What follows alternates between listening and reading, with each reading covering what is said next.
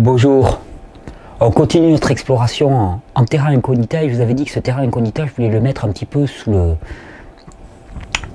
la casquette globale de bouter les addictions dehors, bouter toutes les formes d'addiction dehors. On va parler de l'addiction alimentaire, on va vraiment faire tout un dossier sur l'addiction alimentaire. On a parlé d'addiction au cannabis, on va parler de l'addiction aux opiacés aussi. Aujourd'hui, je voulais un petit peu parler de l'addiction à l'alcool, qui est une addiction qui est très très présente. Je sais que nombre de personnes m'ont demandé une vidéo sur l'addiction à l'alcool. Et vous avez compris ma démarche quand je veux parler d'une addiction et donc chercher des solutions pour permettre aux personnes de sortir de cette addiction. Ce qui m'intéresse, c'est d'abord d'aller voir le mécanisme d'action de ces produits dans le corps humain pour comprendre à quels besoins non remplis ils viennent suppléer, parce que d'après moi, rien n'arrive par hasard. On n'est pas dans un monde de l'arbitraire, vous le savez, c'est vraiment l'un de mes credos. On n'est pas dans un monde d'arbitraire. Si l'on se dirige vers un produit, qu'on commence à avoir une conduite addictive avec ce produit, c'est que ce produit correspond à un besoin. Nous sommes mus par le principe de plaisir et de recherche du plaisir. Et c'est donc que ce produit génère du plaisir en nous. Et c'est pour ça qu'après, on se retrouve coincé dans une espèce de cercle vicieux dans lequel finalement les phénomènes addictifs suppléent au plaisir.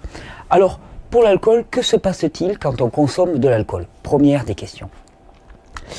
Alors vous n'allez pas être surpris, la plus grande découverte qui a été faite récemment, c'est que dès la bouche, au niveau de la bouche, la moindre goutte d'alcool au niveau de la bouche stimule la production de dopamine qui va venir au niveau du système nerveux central, nourrir le noyau accumbens et nourrir le circuit de récompense-plaisir.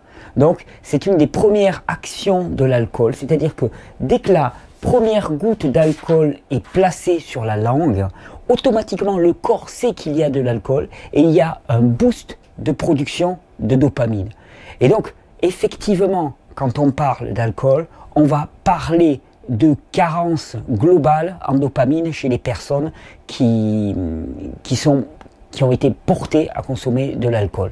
Qu'est-ce que ça veut dire carence globale en dopamine? Ça veut dire que ce neurotransmetteur majeur dans le circuit de récompense-plaisir, on va dire même que c'est le neurotransmetteur du plaisir, est lacunaire. Il manque chez ces personnes. Elles vont donc être portées vers des produits, vers des attitudes qui vont leur donner ce boost de production de dopamine. L'alcool en est un fabuleux. C'est-à-dire que quand on pose la première goutte d'alcool sur la lèvre, sur la langue, immédiatement, il y a une énorme production de dopamine qui se passe. Donc, première des conditions qui est générée par la consommation d'alcool, c'est ce boost de dopamine. Donc, on peut en déduire rapidement que le soutien de la production de dopamine va être un facteur essentiel pour permettre de se passer de l'alcool. C'est-à-dire suppléer à cette béquille alcoolique par une relance de la production de dopamine normale dans l'organisme. Ça, c'est un point crucial.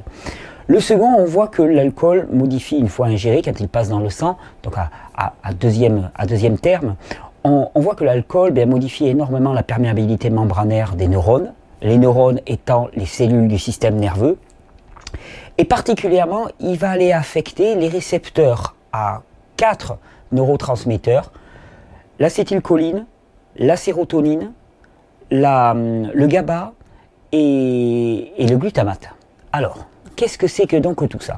Sérotonine et acétylcholine, vous en avez entendu parler, on en a parlé souvent, ce sont des neurotransmetteurs majeurs du système nerveux. C'est eux qui sont responsables un petit peu de l'effet, de la sensation de bien-être. Et c'est pour ça que nombre de médicaments antidépresseurs s'appuient sur des modulations des taux de sérotonine au niveau de la synapse, au niveau de la neurone.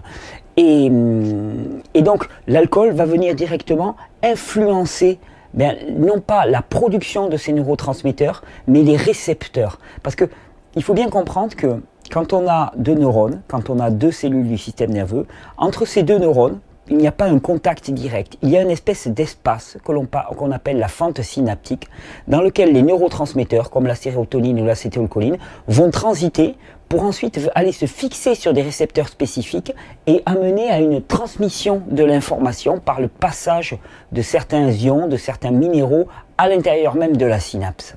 En altérant la réception finalement à ces neurotransmetteurs au niveau de la synapse, on fait que l'état nerveux de la personne est altéré. Sérotonine, acétylcholine, ce sont les deux plus marqués. les plus intéressants en termes d'alcoolisme, c'est la modulation des récepteurs au GABA et la modulation des récepteurs au glutamate. Alors, le GABA dans l'organisme, GABA c'est acide acide aminobutyrique, excusez-moi. Le GABA dit acide aminobutyrique est l'un des principaux régulateurs du fonctionnement du système nerveux dans le sens de calmer le fonctionnement du système nerveux, réduire. C'est-à-dire que quand un GABA vient se fixer dans un récepteur au GABA, eh bien, ça diminue l'excitabilité du système nerveux. Donc, ces récepteurs au GABA, donc à ce neurotransmetteur, le GABA, sont responsables de la modulation vers le bas des réactions du système nerveux. C'est pour ça que eh bien, énormément de produits finalement qui sont suppresseurs du système nerveux utilisent les GABA. Les GABA vont avoir un effet myorelaxant, c'est-à-dire qu'ils vont calmer les fibres musculaires nerveuses. Ils vont venir calmer globalement tout le système nerveux. Et que fait finalement l'alcool? Eh bien, il vient se fixer sur ces récepteurs et fait en sorte qu'ils sont beaucoup plus activés. C'est pour ça que quand on consomme de l'alcool, très rapidement, le temps que l'alcool passe dans le sang, après on est tout mou. Et cet effet-là, il est augmenté par le fait qu'à l'inverse, un des produits qui est excitant pour le système nerveux, le glutamate, mais alors le glutamate, l'endoglutamate, qui est produit naturellement par le système nerveux et par le corps, eh bien les récepteurs au glutamate, eux, vont voir leur capacité à fixer le glutamate altérée. Donc d'un côté, le glutamate, qui est un excitant du système nerveux, son excitabilité, enfin son utilisation va être diminuée, et de l'autre côté, les récepteurs au GABA vont être, eux, activés beaucoup plus, de manière à ce que finalement le système nerveux diminue. Alors, ce que l'on remarque, c'est qu'aussi qu'au fur et à mesure de la consommation d'alcool, on voit une insensibilité des récepteurs au GABA s'installer. Ce qui veut dire que plus on consomme d'alcool, plus il va falloir en consommer. Parce que comme ces récepteurs au GABA eh bien, deviennent de moins en moins sensibles, cela veut dire qu'il va falloir une plus grande quantité d'alcool, plus grande quantité de GABA, mais qui n'est pas produite par l'organisme, donc plus grande quantité d'alcool pour venir eh bien, moduler ces récepteurs-là. Et c'est ce qui explique que les personnes vont devoir augmenter leur quantité d'alcool, sinon elles vont tomber bien, dans des crises de nerfs, des crises de rage finalement, liées à la non-modulation du système nerveux par la non-activation de ces récepteurs GABA. Donc, si on dresse un tableau, action de l'alcool au niveau de l'organisme, il booste la production de dopamine quasi immédiatement. Deuxièmement, il vient moduler le fonctionnement du système nerveux en le diminuant extrêmement, en activant les récepteurs GABA et en bloquant le fonctionnement des récepteurs au glutamate. Quand on arrête l'alcool, qu'est-ce qui se passe? Production de dopamine, stimulée par l'alcool, donc pas de dopamine. Le circuit récompense-plaisir n'est plus activé. Là, il y a un manque absolu, une recherche. Et c'est ce qui explique en grande partie le phénomène addictif. Ensuite, les récepteurs GABA qui étaient activés et qui étaient censés bien réguler le fonctionnement du système nerveux et le maintenir sous contrôle, eh bien, ceux-là ne sont plus activés de manière adéquate. Et d'ailleurs, comme ils étaient activés artificiellement par l'alcool, la production endogène de GABA par l'organisme a diminué. Et donc finalement, l'organisme, eh bien le système nerveux va commencer à monter sans jamais pouvoir être régulé. Qui plus est, les récepteurs au glutamate qui étaient bloqués par l'alcool ne sont plus bloqués par l'alcool. Et donc l'excitabilité va monter en flèche sans avoir de pédale de frein. Si vous voulez, la pédale d'accélérateur de l'excitabilité, c'est les récepteurs au glutamate. La pédale de frein, c'est les récepteurs au GABA. La pédale de frein n'est plus là et la pédale d'accélérateur est enfoncée à fond. Et c'est ce qui explique que chez les personnes qui essayent de couper l'alcool, il y a un état d'excitabilité extrême qui s'installe. Alors maintenant, vous allez me dire, mais comment répondre à ça? Et que comprendre? Que comprendre? Bien, comprendre que l'alcool, il répond à deux besoins. Un besoin d'activation du circuit de récompense-plaisir dans le corps, et deuxièmement, un besoin de calme du système nerveux. Force est de constater que dans notre régime alimentaire actuel, il y a énormément de produits qui sont excitants pour le système nerveux. D'ailleurs, vous avez entendu dans ma présentation, vous parler de glutamate. Glutamate, si vous voulez vous intéresser au glutamate, vous pouvez vous intéresser aux travaux extraordinaires de Corinne Gouget, qui est vraiment une référence nationale, internationale, mondiale, on pourrait dire même sur ce sujet. Corinne Gouget qui a beaucoup écrit sur les glutamates. Vous pouvez vous référer à son livre qui s'appelle Additifs alimentaires danger, qui est une somme non dépassée, non égalée sur tous ces additifs alimentaires, et elle parle abondamment du glutamate dans ce livre. Le glutamate monosodique se retrouve dans la plupart des aliments. Le glutamate est un très fort excitant, irritant du système nerveux. Donc pour les personnes qui sont en surdose de glutamate, il va y avoir un besoin de calmer le système nerveux. L'alcool va répondre à ce besoin aussi. C'est-à-dire que les personnes qui sont tendues, elles te disent « je bois pour me détendre ». Pourquoi est-ce qu'elles sont tendues? Elles sont tendues parce que leur rythme de vie, de travail n'est pas adéquat et qu'il y a une surstimulation permanente, mais aussi parce qu'il y a énormément de neurotoxines, particulièrement des neuroexcitatifs, qui se trouvent dans notre alimentation moderne, comme le glutamate, comme l'acétaldéhyde, qui sont des neurotoxines qui vont venir agresser, exciter le système nerveux, et qu'il n'y a donc pas assez de GABA dans l'organisme pour arriver à calmer l'action de ce système nerveux. Et donc on est obligé d'aller chercher à l'extérieur une substance pour y suppléer.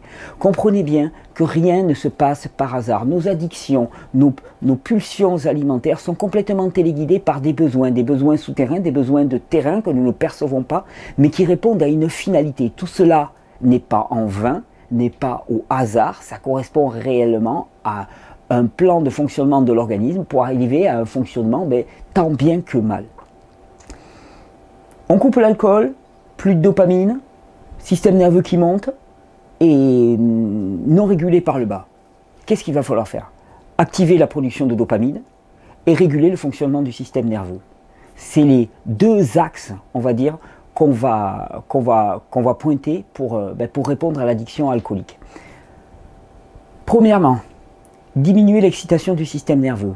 Première chose absolue, réformer son mode alimentaire de manière à aller vers l'alimentation physiologiquement adaptée à l'être humain, qui contient le moins possible de neurotoxines et de neuroexcitatifs, une alimentation basée essentiellement sur les fruits et les légumes. Vous avez le témoignage de Myriam, c'était en mars 2014 de mémoire si vous le cherchez.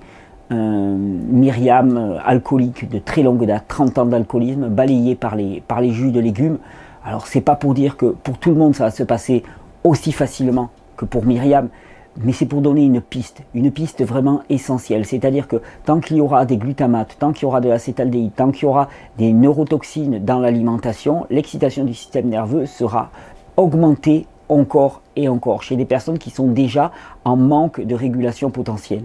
Et donc supprimer toutes ces causes d'excitabilité au niveau du régime alimentaire est pour moi une des priorités pour arriver au quelconque sevrage alcoolique. Premièrement. Deuxièmement, diminuer l'action du système nerveux. On peut utiliser aussi des plantes pour ça. Il y a des plantes médicinales qui permettent de calmer le système nerveux. On en a parlé beaucoup. Il y a la Damiana, D-A-M-I-A-N-A, qui est une excellente plante pour calmer le système nerveux. On va avoir la passiflore, les fleurs de la passion, on va avoir la valériane, on va avoir le houblon, on va avoir l'écorce d'un arbre africain qu'on appelle le mulungu, M-U-L-U-N-G-U. Il y a la camomille aussi qui a des effets sédatifs, il y a le basilic aussi qui a des effets sédatifs. C'est à chacun de trouver les plantes qui lui conviennent, mais trouver des plantes qui vont être sédatives du système nerveux et qui vont pouvoir jouer le rôle que les GABA ne vont pas jouer, le temps que la production endogène de GABA commence à augmenter. Calmer le système nerveux à tout prix chez ces personnes, ça va être la première des priorités vraiment en cas de sevrage alcoolique. L'armoise en infusion par exemple, l'armoise qui est une plante que l'on trouve très facilement dans les champs. L'infusion d'armoise aussi pour le sommeil est excellente et elle va permettre de générer un état de relaxation. Une autre plante qui génère un très bon état de relaxation, c'est le kava kava, ça s'écrit K-A-V-A, j'en ai plus par là non, K-A-V-A, K-A-V-A, c'est une plante hawaïenne, ce qui explique que tous les Hawaïens sont cool. Et cette plante hawaïenne, le kava kava, est une formidable relaxante du système nerveux. Donc la priorité des priorités pour passer la période du sevrage alcoolique, ça va être d'avoir énormément de plantes qui vont être sédatives du système nerveux et qui vont permettre de calmer quand les crises d'excitabilité du système nerveux commencent à monter, que la personne se retrouve dans un état d'énervement qui est incontrôlable. Ça, c'est la première des choses. Supprimer les causes d'excitation alimentaire en apportant une surabondance de minéraux, de vitamines, d'antioxydants qui vont permettre finalement que le système se relance et qu'il n'y ait plus cette agression permanente du système nerveux, et qu'au contraire il y ait une réparation et une relance de la production naturelle de GABA. Deuxièmement, apporter des plantes qui vont permettre de calmer tout ça. Troisièmement, favoriser la production de dopamine par l'organisme. Ça, c'est une priorité. Dans toutes les conduites addictives, quelles qu'elles soient, boulimie, alcoolisme, opiacés, cannabis, tabac, dans toutes ces conduites addictives, mais même toutes les conduites addictives, quelles qu'elles soient, même addictives du type jeu récurrent et ainsi de suite, il y a une recherche désespérée de plaisir. Pourquoi? Parce que le neurotransmetteur responsable de l'activation des circuits du plaisir dans l'organisme n'est pas assez présent. Il va falloir donc booster la production de dopamine dans l'organisme. Vous savez qu'une majorité de la dopamine dans l'organisme est produite par les intestins. Ce que vous mettez dans vos intestins va conditionner directement la production de dopamine par les intestins. Donc, priorité à mettre dans les intestins, la seule chose pour lesquelles ils sont faits, c'est-à-dire une alimentation physiologiquement adaptée à l'humain, basée grandement sur les fruits et les légumes. Là, c'est priorité, c'est ce qui est développé dans toutes ces vidéos, on ne va pas y revenir encore et encore, vous connaissez la base. Les jus de légumes en particulier vont pouvoir apporter une très grande quantité de minéraux qui vont calmer la barrière intestinale. Les jus de légumes vont amener ça, les fruits vont venir nettoyer avec leurs acides faibles, ils vont venir nettoyer tous les dépôts qu'il pouvait y avoir. Les matières grasses vont venir panser, guérir, désenflammer les membranes et les muqueuses enflammées.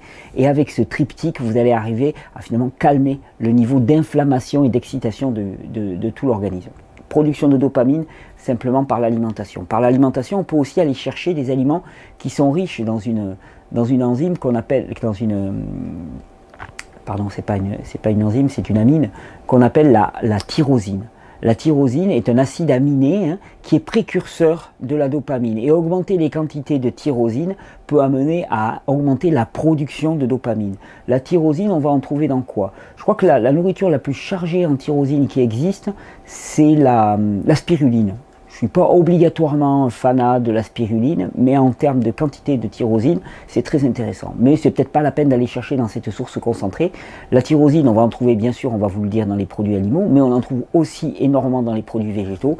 L'avocat, la banane, les graines de citrouille, les graines de sésame, les algues en particulier, sont très riches en tyrosine. Et sachant que la banane est aussi très riche en tryptophane, qui est un précurseur de la sérotonine, on se rend compte que la banane, c'est quand même un aliment bien-être par excellence. Et se tourner vers la banane est un très bon moyen d'augmenter la production de ces neurotransmetteurs. Certaines personnes recommandent aussi l'utilisation de L-tyrosine sous forme extérieure, le temps du sevrage. La L-tyrosine est un acide aminé qui est vraiment là pour le coup directement précurseur de la dopamine et qui pour certaines personnes a fait bon effet. Je suis vraiment pas fanat des compléments, mais je donne l'information pour ceux qui voudraient essayer ou se renseigner. La L-tyrosine en tant que complément alimentaire se trouve facilement en pharmacie. Je ne suis pas fanat parce que je pense qu'il vaut mieux booster les productions endogènes du corps plutôt que toujours suppléer. Parce que quand on supplée, il y a des conséquences à moyen et à long terme qu'on ne maîtrise pas toujours. Pour la dopamine, qu'est-ce qu'il va y avoir aussi? Booster la production de dopamine, ça veut dire travailler sur son sommeil. Et pour cela, des plantes sédatives pour dormir et pour se relaxer.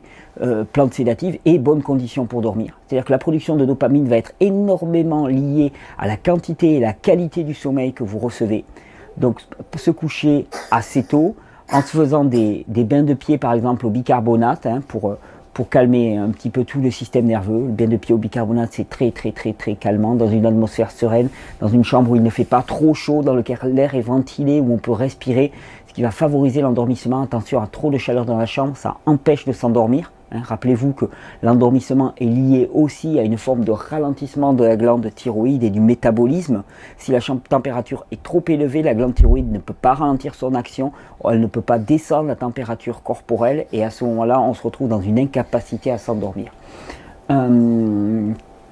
Donc, pour augmenter la quantité de dopamine, manger une alimentation riche en tyrosine. Deuxièmement, augmenter la quantité d'antioxydants dans son alimentation, parce qu'on se rend compte que la dopamine est l'un des premiers produits qui est détruit par les acides et les radicaux libres. Donc augmenter la quantité d'antioxydants va être la meilleure des façons de protéger au mieux la dopamine qui est naturellement produite par notre corps. Nourriture riche en antioxydants, vous connaissez, fruits et légumes, fruits, légumes, fruits et légumes, fruits et légumes, crus si possible, majoritairement, selon les personnes, selon la capacité de la personne à les tolérer, crus si possible, parce que c'est là où vous allez avoir la plus grande quantité d'antioxydants possible.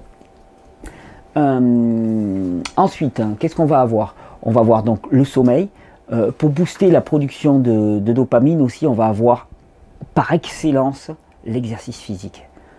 30 minutes d'exercice anaérobie produit une grande quantité de dopamine. Je vous ai dit déjà, on a mis la sensation de plaisir liée à l'exercice physique sur la production d'endorphine. On se rend compte de plus en plus que c'est plus le boost en matière de production de dopamine qui est important dans cette sensation de bien-être générée par l'exercice que la surproduction d'endorphine. Sommeil, exercice physique, alimentation riche en tyrosine, voire supplémentation en tyrosine, antioxydants. Il y a une autre plante que je ne pouvais pas évincer qui s'appelle le Mucuna pruriens. Mucuna, ça s'écrit M-U-C-U-N-A, pruriens, P-R-U-R-I-E-N-S. Elle est connue pour booster la production de dopamine en travaillant sur le terrain, en travaillant sur les cellules entériques qui vont venir produire la dopamine et restaurer le terrain. Donc c'est vraiment une plante tropho-restaurative, on va dire, et qui va booster la production aussi de dopamine. C'est pas un effet immédiat, c'est à prendre sur du moyen terme, mais là, le Mucuna pruriens, ça a amené énormément de bienfaits. Ensuite, eh bien, il y a des béquilles sur lesquelles on peut s'appuyer.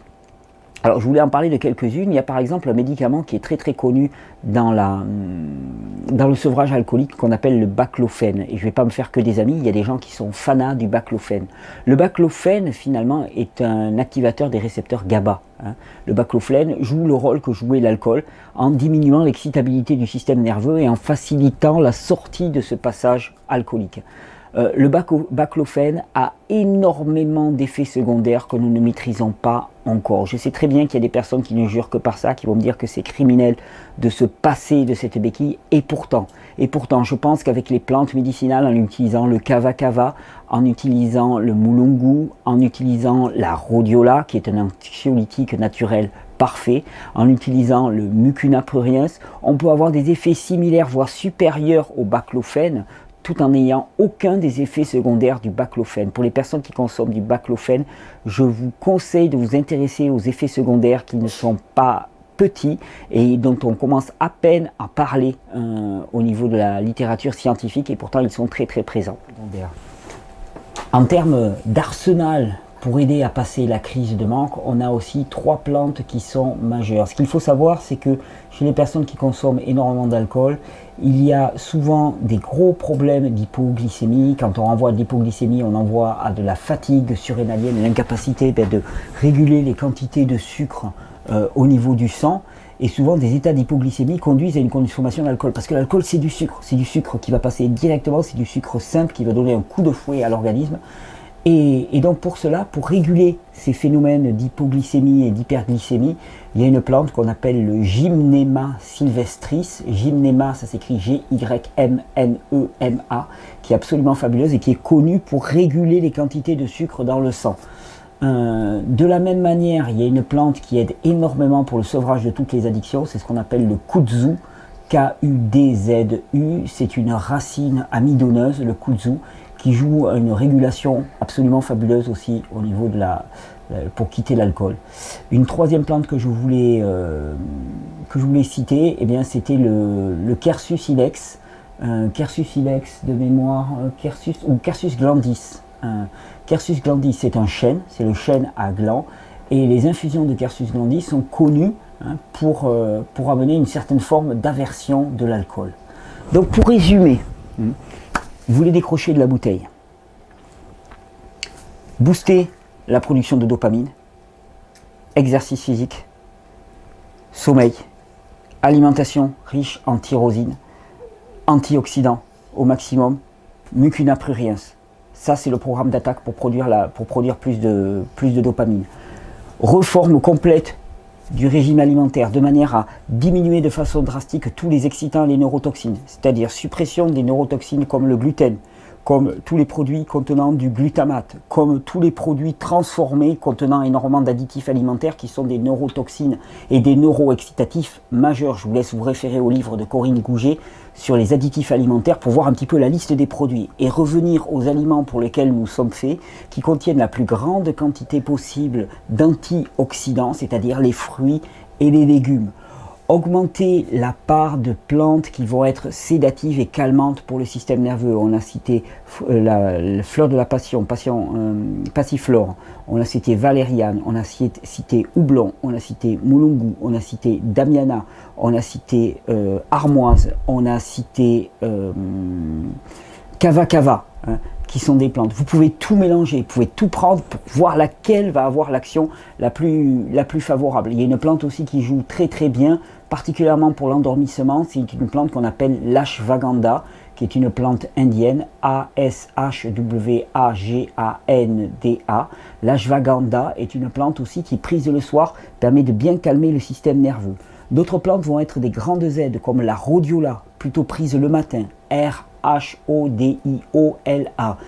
qui est un anxiolytique, on va dire, naturel, et qui va permettre de réguler l'humeur. Pensez à réguler votre sucre dans le sang, donc attention à tous les sucres raffinés qui vont perturber, et revenons vers des sucres naturels apportés par les fruits, par les légumes, le fructose, le glucose présent en abondance dans les fruits et les légumes, et la seule et unique façon d'apporter du sucre de manière adéquate au corps est d'éviter ces pics d'hyper et d'hypoglycémie, surtout si on a renforcé tout son système nerveux, glande surrénale, qui pourrait être un programme à part entière aussi pour les personnes qui sont alcooliques.